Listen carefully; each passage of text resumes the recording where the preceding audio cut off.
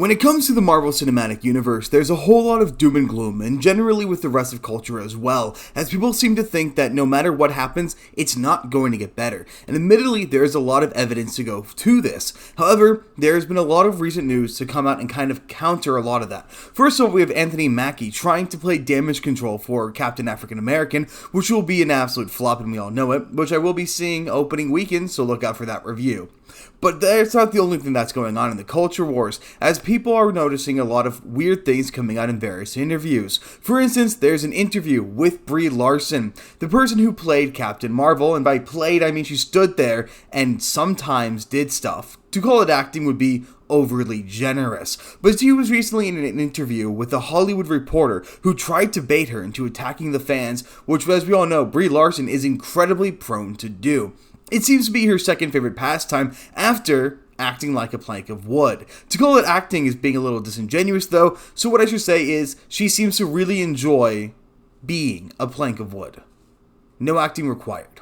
But that's beyond the point. You see, she's doing some kind of play, some kind of art housey thing that's an adaptation of some old Greek tragedy called Elektra. And I've never even heard of this, and might be good, who's to say, but it seems to be artsy and it seems to be a play, and it's not quite the same kind of vibe that Brie Larson usually brings to her acting role. And so this prompted an interview with a Hollywood reporter who, despite the fact that they didn't air the interview, there's a lot of quotes that come out, and it's really concerning, and it's hilarious to see her not given to the bait. It's the kind of stuff that you would have expected to come out of interviews from 2016, and a little bit in 2020, but it's the kind of thing that is tired and done with in today's time and place, to the point that the fact that she says nothing is significantly more impressive and more noteworthy than if she had just gone along with what they had said, because as I said, Brie Larson is incredibly prone to going out and attacking the audience, particularly those pesky old straight white men. So like, subscribe, and let's get into this. So in reporting coming from that Park Place, Brie Larson shuts down baited question in rare moment of self-awareness. Captain Marvel actress actually refuses to call Marvel fans sexist, written by M. Montanaro. In a rare moment of self-awareness, Captain Marvel star Brie Larson refused to take the bait when an interviewer attempted to frame criticism of her and the MCU's Carol Danvers as sexist. Larson has been a divisive figure among Marvel fans for years, never backing down from an opportunity to berate, belittle, and scold the fans for perceived slights. Her comments in the past have led many to believe she is an axe to grind against male audiences. I have no idea what would lead to someone making that conclusion when it's all but obvious. There's no speculation here. It seems pretty obvious that at least in the past, she had a massive axe to grind against those she perceived unworthy of reviewing her movies or unworthy of critiquing what she's doing. As we all know with her claims against the too many white movie reviewers, how she doesn't care what a white man has to say about A Wrinkle in Time. Of course, not even I'm gay enough to bother reading or watching that, so. Despite this, Captain Marvel managed to rake in over $1 billion globally, though many credit its strategic placement between Avengers Infinity War and Avengers Endgame, with the post-credit tease in the former rather than the strength of the character herself. I don't know what you mean by many credit. Everybody credits that. Nobody says this movie earned $1 billion because it's a good movie. Barely anybody calls this a good movie. This movie, Captain Marvel, made $1 billion explicitly because of its placement within the Marvel zeitgeist. It came after the best Marvel movie ever made. Infinity War is the greatest Marvel movie, and something that to call it a comic book movie is almost to put it down. It is a great piece of cinematic history, and so it completely rode the coattails of that amazing success and tried to, succeeded in borrowing from it and using it to push wind into its own sails. Then, of course, there's also the fact that it's very clear that Disney was buying themselves tickets. If you looked at some of the reports around the time Captain Marvel came out, a lot of people were going to theaters that were sold out and completely empty. Now, I didn't have that experience. When I went, I want to say it was opening weekend. I have a popcorn bucket that's Captain Marvel themed. I use it as a trash can. I don't know where it is, but it has the same functional usefulness as Brie Larson's acting. But that's beyond the point. The theater I went to was completely and utterly packed, filled to the brim, but it was, like I said, opening weekend. However, lightning didn't strike twice, and when The Marvels was left to stand on its own, it became Marvel Studios' biggest bomb, scraping together just $206 million worldwide on a reported budget ballooning past $370 million due to reshoots. Now, to be fair, this isn't Captain Marvel standing on its own, because just as Captain Marvel 1 had a massive boon from Marvel's Infinity War and the fact that it was teased to be crucial viewing for Endgame, So too did Captain Marvel 2, or the Marvels, have its own slew of problems and framing. The thing is, all of the movies that came out before Captain Marvel 2, but after Endgame, have been trash, with very small exceptions, mostly being Guardians of the Galaxy 3.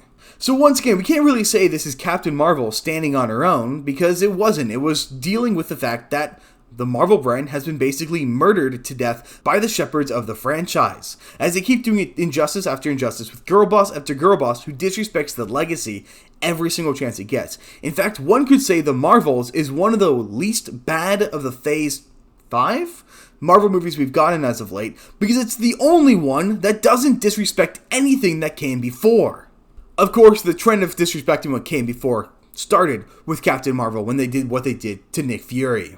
Now, with the Marvels flopping at the box office, the writing seems to be on the wall for Larson's future as Carol Danvers. While she's still expected to appear in Avengers Doomsday and Avengers Secret Wars, if either of those come out, a third solo outing seems all but impossible. However, Larson remained tight-lipped about her Marvel fate in a recent interview with the Telegraph, focusing instead on how playing Carol changed her personality. "I was worried that taking Carol would make me more of a public person than I was before," Larson reflected, "but I thought that what the film was saying was more important than my fear, and I also thought I trusted myself to know how to manage my life." She continued, "It was a life-changing experience. A lot of characters I play, I'm like, thank you, goodbye once it's done. I don't feel the need to bring them home. With Captain Marvel, most of the things I learned from her agency, her sense of self, I'm keeping. It was great that she could also be this experience for others." Now, to be clear, Captain Marvel didn't exhibit any of these traits. Instead, what actually happened is we were told that she had these traits by all the other characters around her. One of the reasons the movie sucked. However, when the Telegraph prodded her about why some men were supposedly threatened by her casting, Larson shut the conversation down. "I don't know," she responded bluntly. "I don't pay attention." When the interviewer pushed further, suggesting she ignored criticism as a way to cope with supposed misogyny, the tension in the room reportedly spiked. "What I would like you to see is that by continuing this conversation, you are putting me in connection with something that is nothing to do with me," Brie Larson snapped, seemingly understanding that the interviewer was likely trying to bait her into calling the fans sexist. Realizing the hostility, the interviewer shifted tactics, asking whether Hollywood still struggles to accept female superheroes. Larson didn't budge. I don't think there is a way for me to answer that without becoming a problem for me," she said, once more refusing to take the bait and stir up even more controversy around her image. At that point, her publicist jumped in, shutting down the topic entirely. And it is admittedly a surprising moment for Larson, who in the past hasn't shied away from attacking fans. As I mentioned before with the whole Wrinkle in Time thing, it says it down here in the article, in a direct quote from Brie Larson, "I don't need a 40-year-old white dude to tell me what didn't work about A Wrinkle in Time," adding that she only cared about how the film resonated with women of color, biracial women, and teen women of color. A bit of a redundancy there, but whatever. No one hired Brie Larson because she has brains. Or any attractive features at all.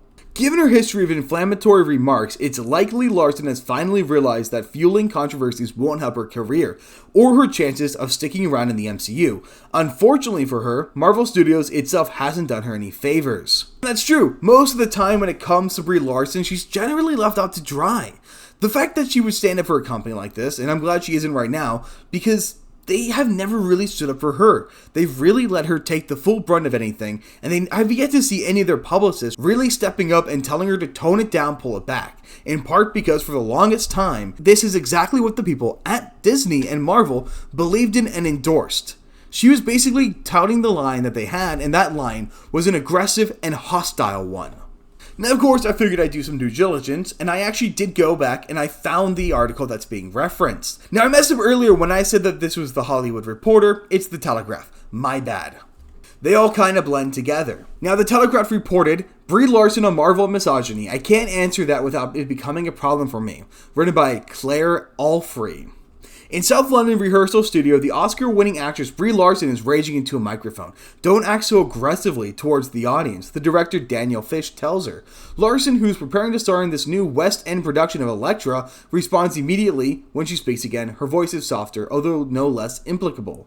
Which really seems like the underlying thing about what's happening during this entire article. Brie Larson is learning how to handle the audience, how to be more nuanced and how to be more fair with the people around her, and maybe learn how to take some of that criticism on the chin for a change.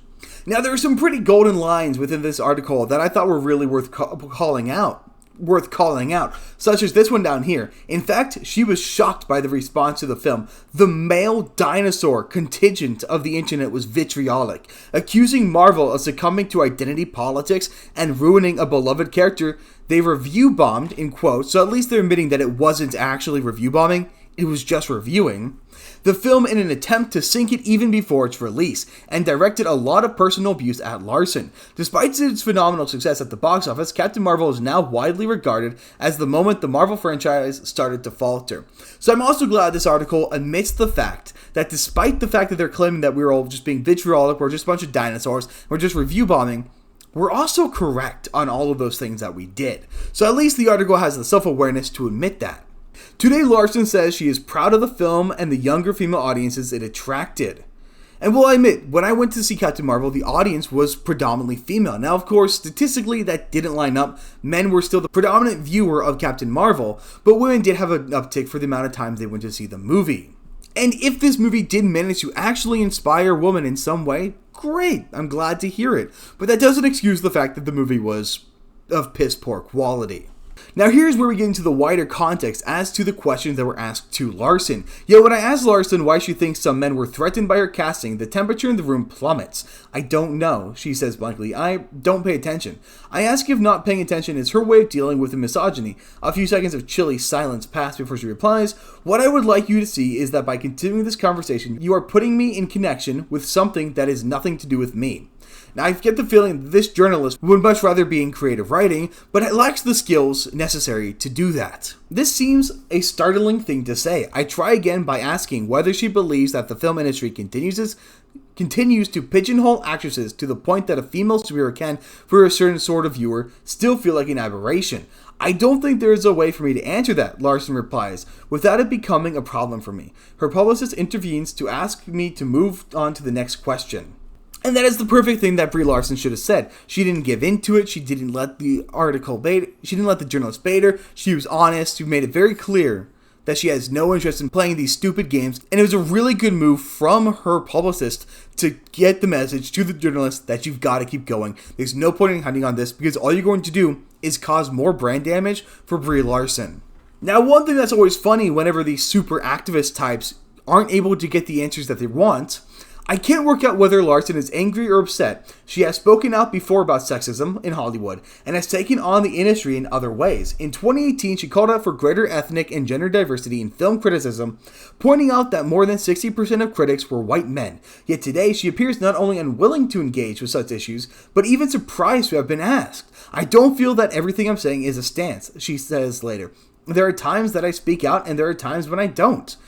To think that she must always be pushing the message, even when she's interviewing for a product that has nothing to do with divisive politics. She's doing a small level play on the West End. It's not like she's going out there and doing some major theatrical performance that's supposed to be some kind of grand gesture for women's rights. That has nothing to do with it. If she was doing a political thing, that would make sense. But she's not. She's doing a relatively politically neutral performance. And the fact that you had to take it there goes to show the mindset of the industry. The industry is changing, the culture is changing, and thank God. But these dinosaurs, the real dinosaurs, the ones who have been in control for so long, they're panicking because they don't know what to do. And they thought they were safe to have Brie Larson bring it back. But when she is much more interested in maintaining her career and honesty with the audience and the journalist, they can't comprehend it.